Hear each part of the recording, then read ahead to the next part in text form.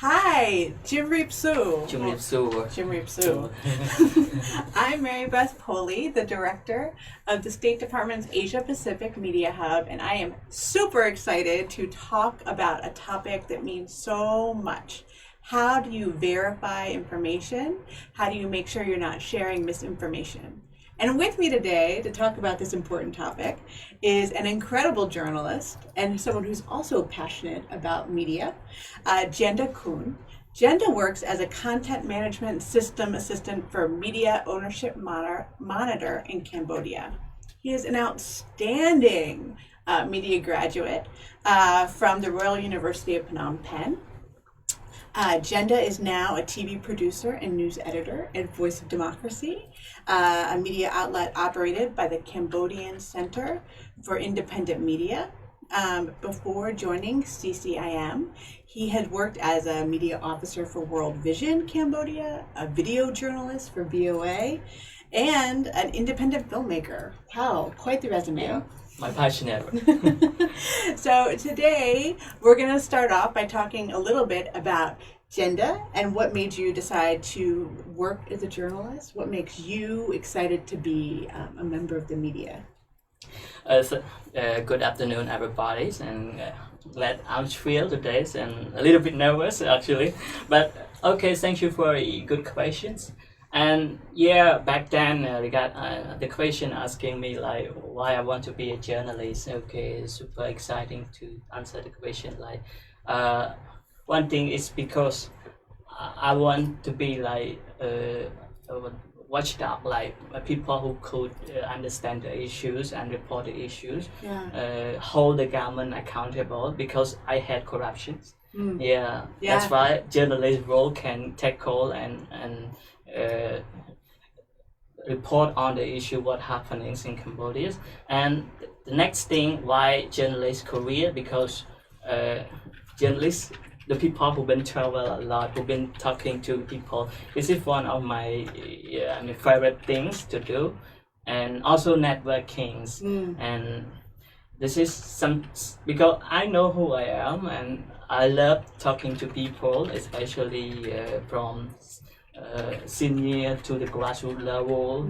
And being a journalist is helping me become like a bridge between community and the government, because I know community or villager, they are unable to talk to the government or we could say about the authority. So being a journalist can be a bridge. You bring the issue, bring concern between community and make it heard to the government. So this is all what I'm being a journalist today. Oh, well, I think journalism is incredibly important. And I know recently, with the help of the State Department, you got to go to Google in Singapore, to Google's Asia Pacific headquarters, where he got to meet with people from Google, from Facebook, I think also from Storyful, to talk about tips and techniques to verify information and prevent the spread of false information. So first, how did you like Singapore? How did you like Google? It's been an incredible time, and this is really my first time in the most the outstanding country and region, and Singapore have been always my dream, and I experienced a lot how they develop the country to be like the most developed one, and back to Google, and every day I live with Google and I so much love Google. What did you like the best about Google? Because they have a very cool building. One is the building, and another thing is about how they make it accountable working environment. I mean, from place to place, from room to room, from floor to floor, there have been always a restaurant or food out there, and they're always about the design, architectures, and I say, wow. What if like I have a working place environment like Google? And it's very inspirational, and I think this is the lovely thing in my life. And I dream one day, this is Google in Asia Pacific. What if Google in the headquarters in state? What if anyone can bring media? Must be perfect. So in conclusion, like Singapore or even Google, it been have been my desire, and I learned a lot and love what I've been during the last 2 days during the trainings. Oh, great. And you also got to meet with reporters from all over the region. So what kind of reporters from where? What? Who else did you meet with?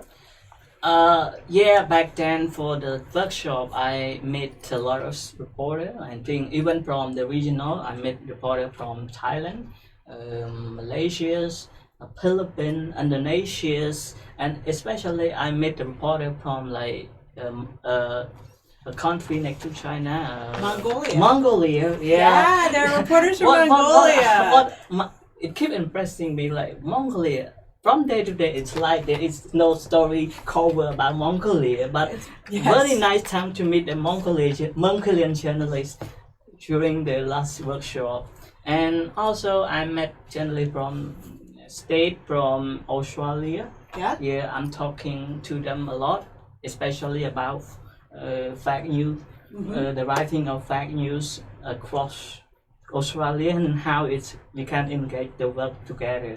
Yeah. Yes. So, based on your training, based on talking to them, did you find out that fake news and false information, disinformation is a problem everywhere, or what did you learn about what's happening in other countries?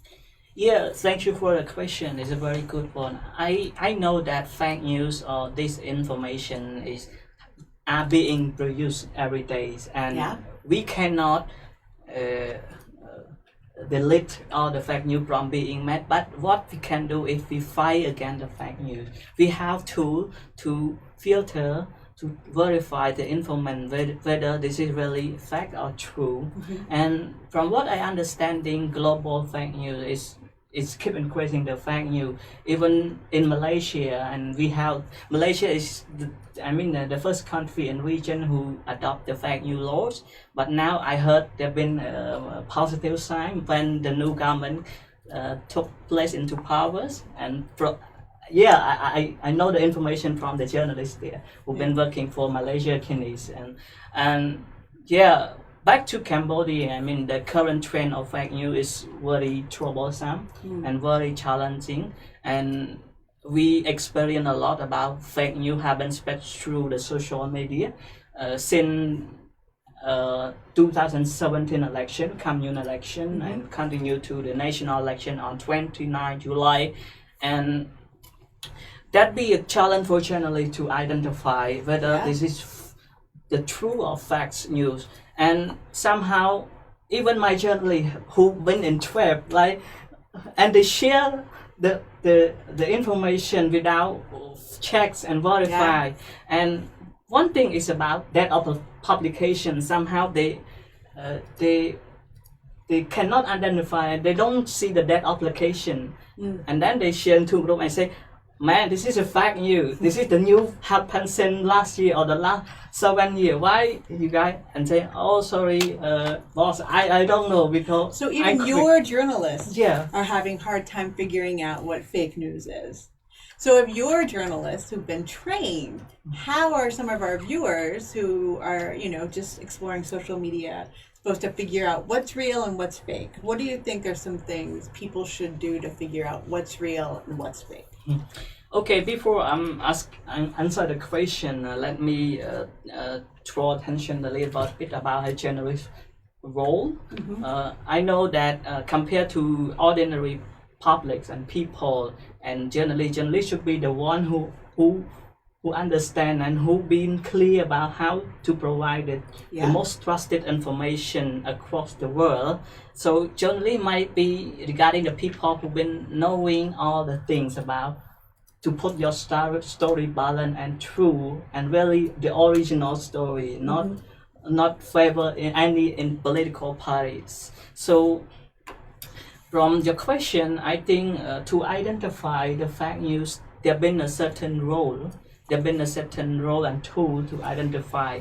First, you need to understand one thing is the source of information, where it come from, who shared the information. Second, you need to check about the date of the publication, whether the date is happened last year, or since the last 2 months or the last 2 years. You need to check that. And the third thing is about the picture, the image, whether this, because we understand picture could manipulate through the many editing software like Photoshop. So make sure that this is not the Photoshop using the tool to be. So you need to understand, right? Is there a Khmer term for a fake photo? A fake photo. Like, how would you? What do you see that a lot in the news or in fake news in Cambodia? Do you see a lot of manipulated photos or video? I think, from my point of view, there have been some, but not much. But what they use the Photoshop tool is they combine between one to another photo. And they crop, they putting into one. This is Mr. A, this is Mr. B, and the picture too. But the misunderstanding from public to public, or even journalists, without captions. The photo without caption is very phenomenal, very critical to lead to misleading, to understand how this is real or this is facts. So should our viewers always look for a caption? Always look for a caption. Yeah, I'll be looking for a caption, because the basic of journalism for photo is you need to at least you answer 3 or 4 questions like why, when, and where it took place, and when. If you miss to represent all the 5 WHN questions, audience might find it confusing. Even me, even audience, like. So answer the basic journalist questions: who, what, where, why, when, and how. And how, the extra questions. Yeah, I think that is a basic standard of journalism globally, right? All stories should answer those questions: who, what, where, why, when, and how. And if you get a photo that doesn't have a caption, that should be a real concern that maybe the photo's not real. Yeah. And most photos also have sources, right? You can see the name of the photographer or which publication it came from. Over the issue, like if photo come without captions, it always concern and confusing. Let's say somehow I can see the trending, like people start reporting. Yes. Even now, people love Facebook Live. Yes. But they took the footage or the story that happened a long time ago and start pre-broadcast through the social media, and I say, is that happen today? Happen now?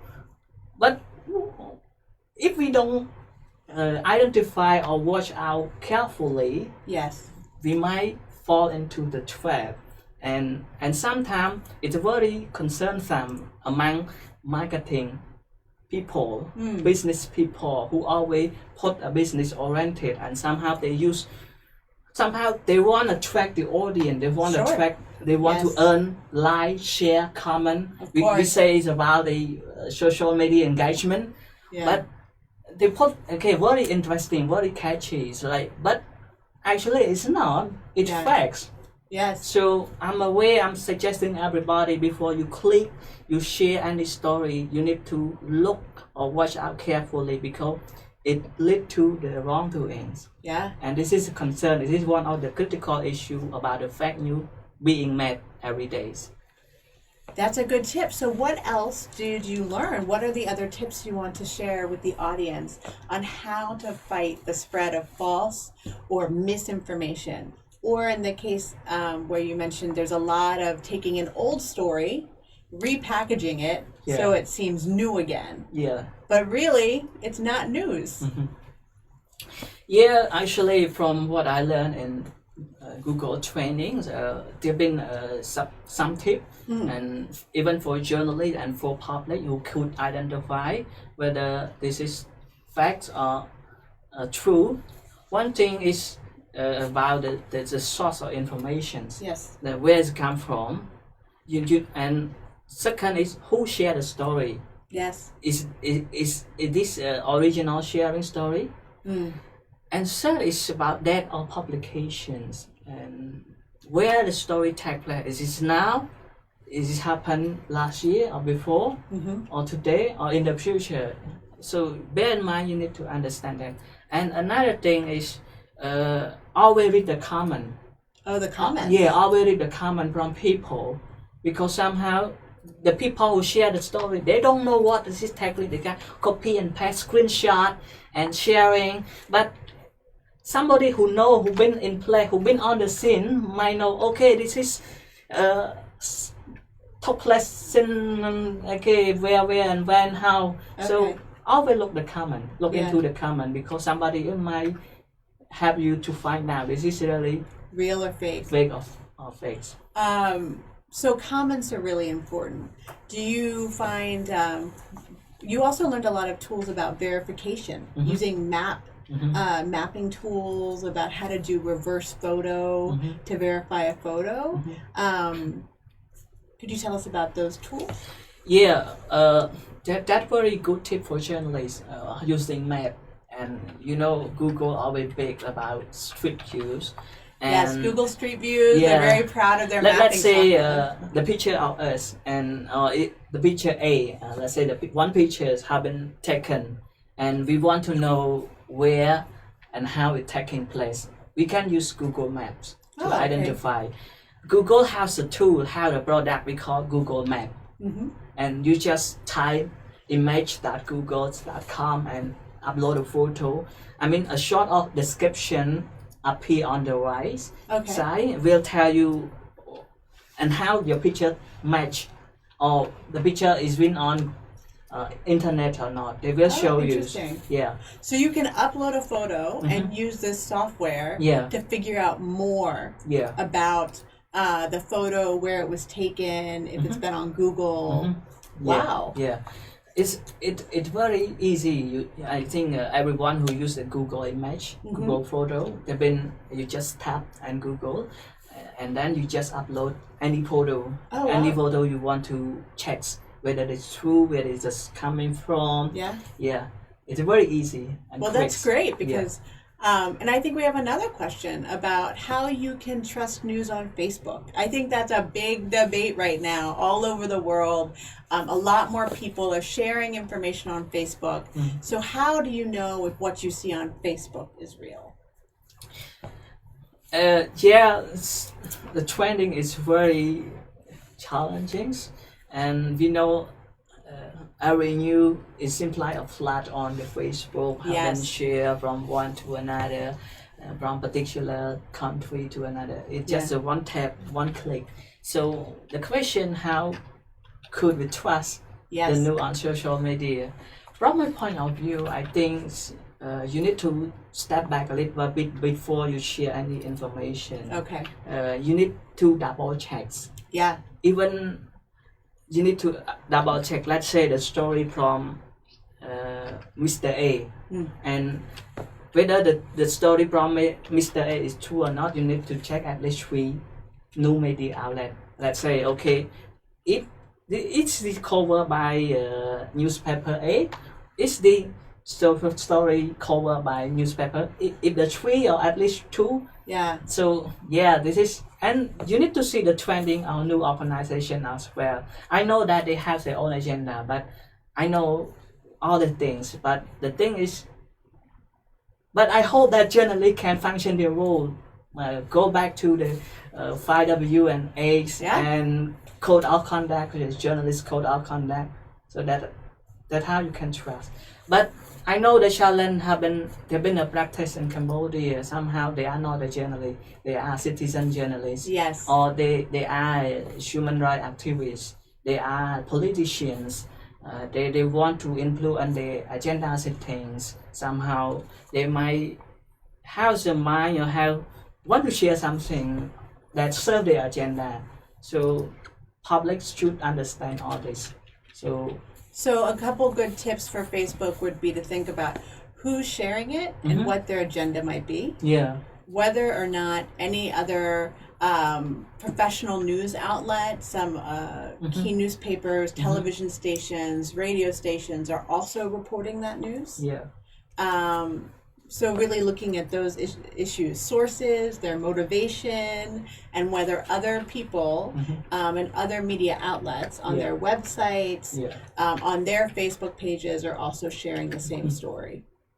And to add up on your idea, I think as I tell you, don't forget to check where the source coming from. Let's say the last couple of weeks, there have been a resharing story about a student who reporting that from they lost the grade or exam. But this is not a story happened currently. It happened the last 2 years ago, and people just okay, this is a miscommunication back then. So if you continue to share the story, it's misleading to the current issue, because last time there have been a group of students who come out and protest about the national exam. So, and somebody at the same time they share a story, they're reporting that there is a female student who died from being like suicide or something from what they've been mentioned, and like because they feel disappointed with the fail of exam. So the story is not took place now. It took place happened 2 years ago. Yeah. That is, I mean, I think that's a trend you see all around the world, because people can quickly change the conversation around an issue. It's a common technique to, instead of addressing a problem, to get people to think that there's another real issue at hand. So instead of worrying about the current issue with the examination, you have people talking about suicide, even though it's not really a topic from today. Yeah, that is definitely misinformation. That's a way of changing and redirecting a conversation. Especially when you're in a country that wants to have some very big discussions about some really important issues. One thing I did want to ask you about, you mentioned the law in Malaysia. I don't know if any of our followers know, Malaysia tried and did pass a law that called itself a fake news law, but really was being used as a way to limit public discussion. The United States, we don't have fake news laws. I think I'm very proud of that as an American, but we do have freedom of information laws. So we believe in the US that the more transparency that you have, and so we have laws that make the government share information, so that we know what's real or not. We have very strict laws that the government must respond to questions from private citizens or news organizations. And you mentioned Cambodia has a law like that. Yeah, Cambodian has not really the media law, but we have press law. Press law in 1995, and we have constitutional law, and that Article 41, who ensure and who said that all citizens have right to express their freedom and enjoy their rights in respect, not in violate somebody else's right. So, and now there's a law under debate that's on hold that would give you more access to information. Yeah, I may say like law on press is 1995 protects the work of journalism, and constitutional law allow citizens to enjoy their right. But interestingly, remarkably, they have been, working group have been working on law on access to information. Access to information. But, from the last update from Minister of Information, that the law will be sending to the Council of Minister to verify, and I hope the bill would pass soon.